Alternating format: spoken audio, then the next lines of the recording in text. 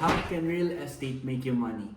Aside sa personal use, ano pa nga ba ang pwede natin gawin sa nabili mong bahay? What's up neighborhood? This is Nico and today I will share some ways how can real estate make you money.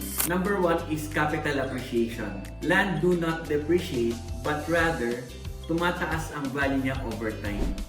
Lalo na kung ang property mo ay located sa may future developments kaya mas malaki ang potential returns mo dito.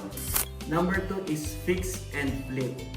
Flexible ka rin sa pwede mong gawin sa na-purchase mong unit. Add value to it. Like, i-renovate mo at pagandahin.